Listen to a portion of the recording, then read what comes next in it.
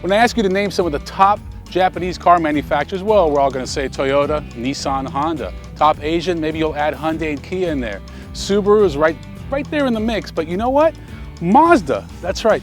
Mazda, you know, that Zoom company, they should be on your list, especially for crossovers. This is the all-new first generation CX-5, and I gotta tell you, it's really setting the compact crossover world on fire. Now, the heart and soul of the CX-5 is this engine, and not only the engine, but basically all the technology, things like the chassis, the transmission. It's all called Sky Active. That's right. Get used to that word, get used to this color. When you open the hood of a Mazda and you see this bright blue, guess what? It's all about Sky Active. In fact, they flew us up to Vancouver to educate us about this new technology. So what you have here is a 2-liter 4-cylinder engine. It gets 155 horsepower, kind of average for the segment, 150 pound-feet of torque. Not exactly horsepower rich, however, 35 miles to the gallon, and I actually verified that, that's right, with a 6-speed automatic transmission on the highway.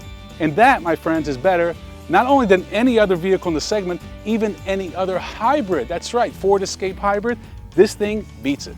Let's be honest, we'd all much rather be rolling in V8 Tahoes. That's right, they're big, they're comfortable, they sit on the road great. But you know what? It's 2012.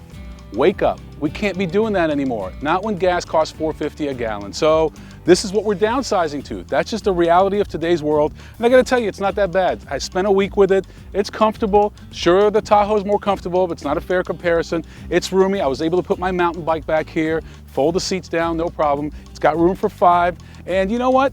35 miles to the gallon. I keep coming back to that. That's what it's about. It's cheap to own. $29,000 fully loaded here. The only option I'm missing here is all-wheel drive. That's up to you depending on where you live, but $29,000 fully loaded, 35 miles to the gallon, done deal.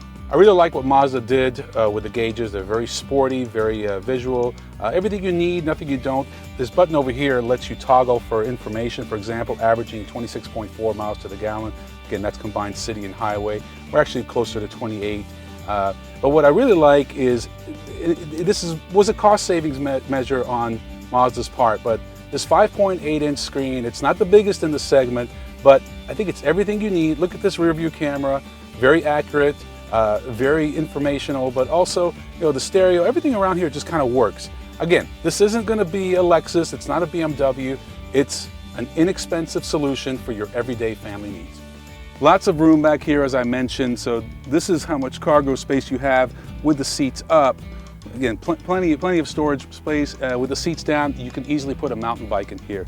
Again, I think this car is gonna kind of set the tone. And if you're not excited about it now, just wait. Next year, diesel. That's right, Sky Active Diesel coming to this car. Nothing's gonna touch it.